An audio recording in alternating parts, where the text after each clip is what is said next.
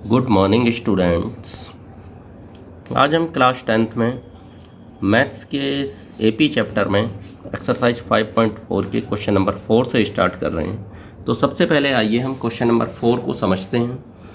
ये क्या है, देखिए लिखा हुआ है houses of a row are numbered consecutively from 1 to 49। 1 से लेकर 49 तक के नंबर हाउसेज एक लाइन में हैं।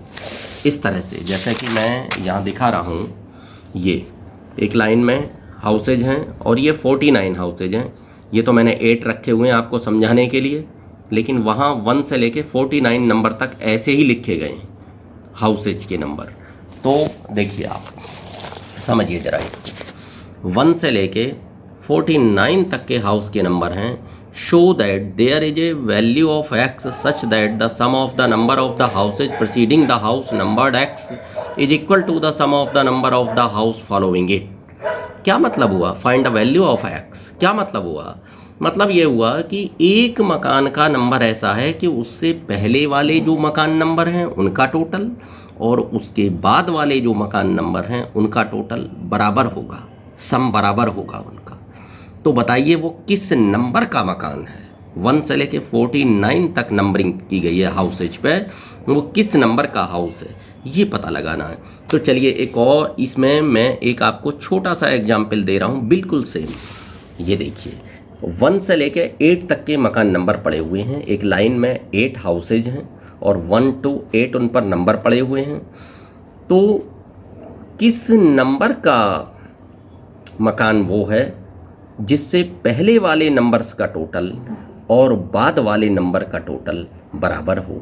आप देख रहे हैं इसमें कि 6 नंबर का वो मकान होगा कि जिससे पहले 1 to 5 का टोटल 15 आ गया और 6 के बाद में जो 7, 8 हैं उनका टोटल 15 आ गया। अच्छा, तो आप देख रहे हैं कि यहाँ पे क्या कंडीशन बन रही है। अब भाई ये तो हमें 6 पता है कि चलिए ये आ गया, लेकिन जब 1 to 49 है तो उसमें पता करना है। माना कि वो मकान x नंबर का है। किस नंबर का मकान है? ये x नंबर मान लिया। क्या मान लिया इसको हमने? x। जैसे तो इससे पहले वाले मकान नंबर तक का टोटल, अब ये 6 नंबर का मकान है तो यहाँ पे चलिए 6 के हिसाब से समझिए, जो S6 - 1 यानी कि इससे एक पहले S6 - 1 कितना हुआ? 5 तक का। इससे एक मकान पहले तक का टोटल, भाई इसका तो शामिल है नहीं, इक्वल टू ये जो बाद के 2 मकानों का टोटल है ये कैसे आएगा? 8 मकानों के टोटल में से 1 to 8 के टोटल में से क्या माइनस होगा? 6 तक का माइनस कर लो, अपने आप 7 और 8 बच रहेगा। S6 माइनस कर लो, क्लियर बात है। अगर 7, 8 का टोटल लाना है तो S8 में से S6 माइनस करना पड़ेगा। तो यही चीज़ थी S(x - 1) equal to S49 minus SX। आप देखें x नंबर का मकान है तो उससे पहले वाले मकान S(x - 1) का है, जो मैं यहाँ दिखा रहा हूँ। देखिए मैंने लिखा हुआ है x - 1 तक का टोटल जो बैठेगा, और x के बाद वाला टोटल पता करना है तो S49 में से SX माइनस कर दो, ये यहाँ तक का टोटल माइनस हो जाएगा, बाकी सब आगे का टोटल आपके बच रहेगा। ये तो आगे वाला x के बाद वाला टोटल x के पहले वाले टोटल के बराबर है।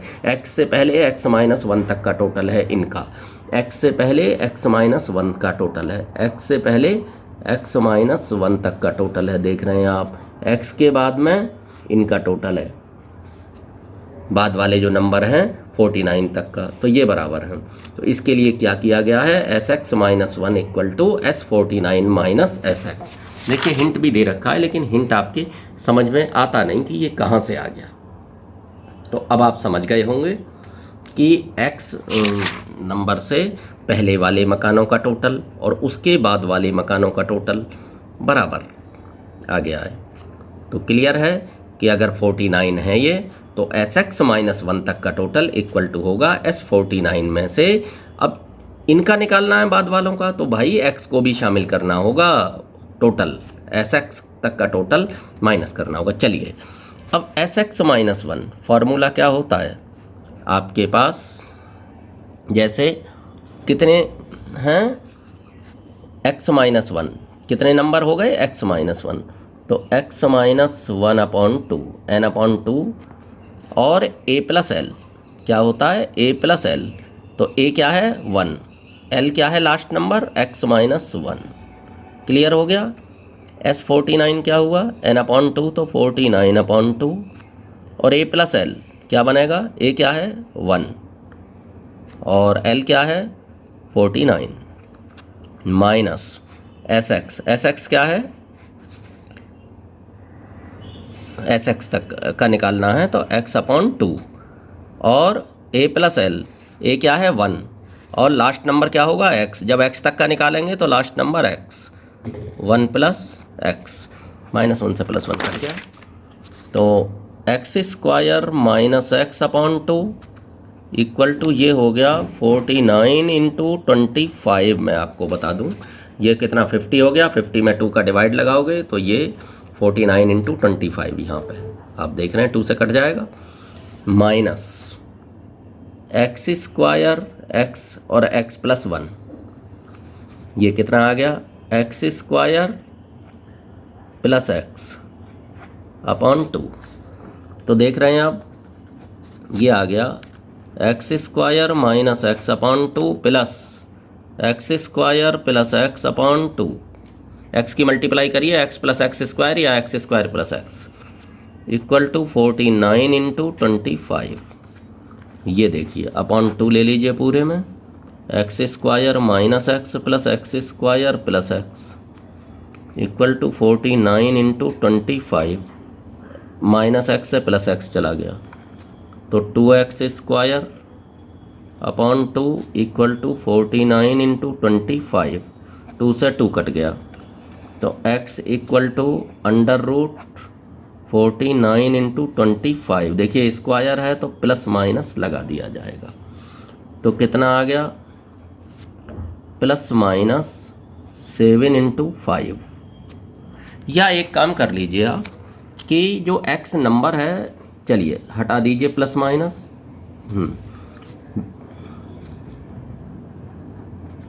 Leaving negative because numbers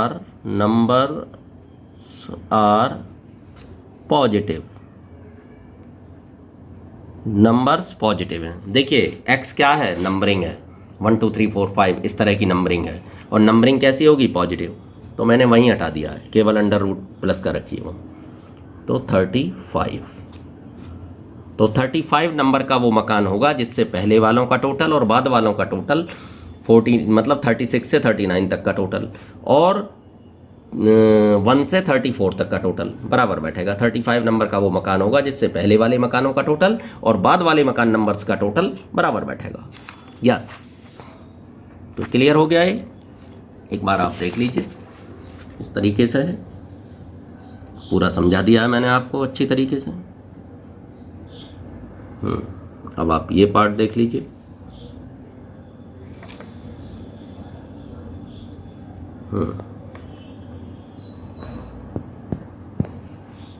clear हो चुका होगा बहुत अच्छी तरीके से आपको। अब क्वेश्चन नंबर 5 देख लीजिए आप। इसके बाद देखिए क्या लिखा है, स्मॉल टेरेस फुटबॉल ग्राउंड ये है, ये स्टेयर्स बनी हुई हैं, टोटल ये है, ये स्टेयर्स बनी हुई हैं। ये क्या है कि 50 मीटर इस स्टेयर्स की यहाँ ये लंबाई है, कितनी है 50 मीटर, किसी फुटबॉल ग्राउंड में बनी हुई हैं, तो 50 मीटर तो ये टोटल लंबाई इस हो गई ईच स्टेयर की। और इसकी यहाँ जो पैर रखने की ये जो चौड़ाई है इसकी, ये कितनी है 1/2 मीटर हो गई। और ये जो ऊंचाई है ये हर स्टेप की 1/4 मीटर बढ़ती जाती है। क्या है, each step has a rise of 1/4 metre. तो ये समझ गए होंगे आप कि लंबाई जो है 50 मीटर है, चौड़ाई जो है 1/2 मीटर है, और ये जो हाइट है वो 1/4 मीटर बढ़ती जाती है हर स्टेप की। पहले वाले की 1/4, यानी कि हाइट में लगातार चेंजिंग आ रही है। लंबाई में कोई चेंजिंग नहीं हर स्टेयर्स की, चौड़ाई में कोई चेंजिंग नहीं, लेकिन हाइट में लगातार चेंजिंग आएगी। पहली स्टेयर 1/4 मीटर, दूसरी 1/4 में 1/4 और बढ़ेगी, ये जो है। तो ये इस इतने का वॉल्यूम, टोटल वॉल्यूम पूछा गया है इसका कितना हुआ, जैसे ये है। अब ये है, इसका वॉल्यूम कैसे आएगा, ये जो है लंबाई चौड़ाई इसकी जितनी भी है और ये हाइट LBH ये चीज़। तो देखिए मैंने लिखा हुआ है यहाँ total volume V1 plus V2, यानी कि पहली स्टेयर्स का वॉल्यूम, दूसरी स्टेयर का वॉल्यूम, तीसरी स्टेयर का वॉल्यूम, 15 स्टेप हैं इस तरीके से। वो जो स्टेयर्स के जो स्टेप्स हैं, फर्स्ट स्टेप का वॉल्यूम, सेकंड स्टेप का वॉल्यूम, थर्ड स्टेप का वॉल्यूम, तो 15 स्टेप के वॉल्यूम V1 V2 V3 और V15 तक ऐसे ही चलेंगे। तो L into B into H1, L into B into H2, L into B into H3 और 15 टर्म्स आएंगी। तो L इंटू B तो कॉमन आ गया क्योंकि उसमें कोई चेंजिंग है नहीं। H1 plus H2 plus H3 15 terms में इस तरीके से आ जाएगा। तो हाइट पहले वाले की हाइट 1/4, दूसरे की 1/4 में 1/4 और प्लस हो गई, वो बढ़ती जा रही है 1/4 से। तीसरे वाले की हाइट 1/4 प्लस 1/4 प्लस 1/4, इस तरीके से 15 टर्म्स आ जाएंगी। तो 1/4 ये 1/4 और 1/4 प्लस करेंगे 2/4, 1/4 1/4 1/4 प्लस करोगे 3/4, इस तरह से 15 टर्म्स है।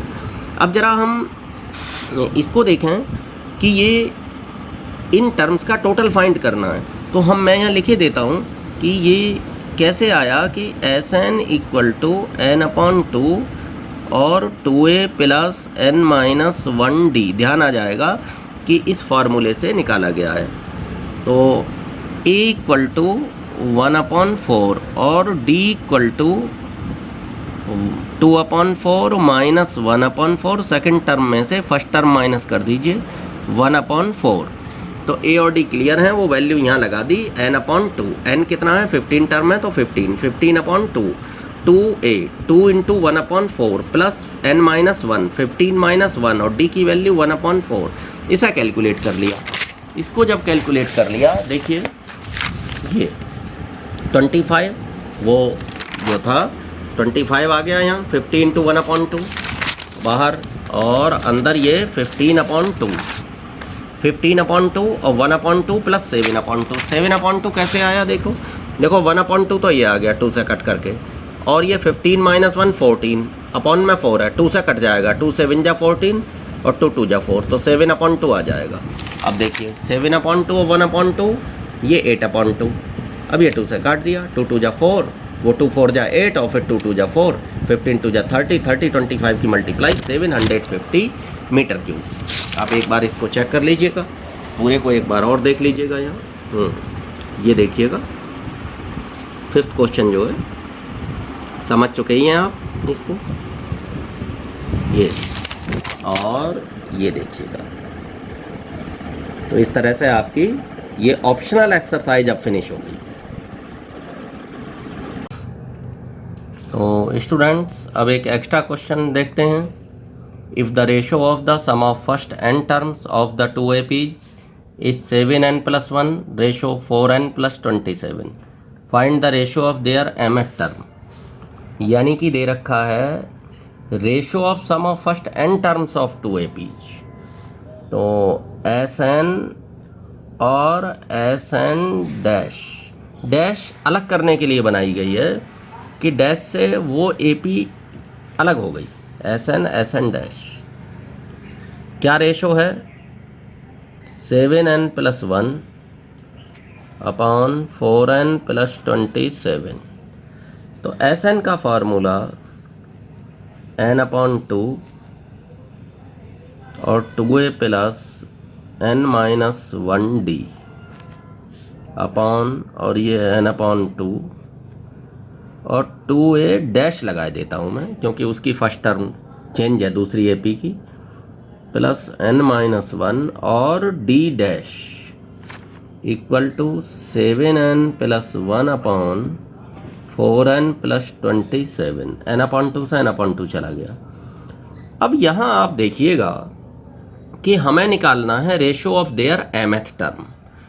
तो mth टर्म हुई a + m-1d, a + m-1d, और ये क्या है 2a + n-1d।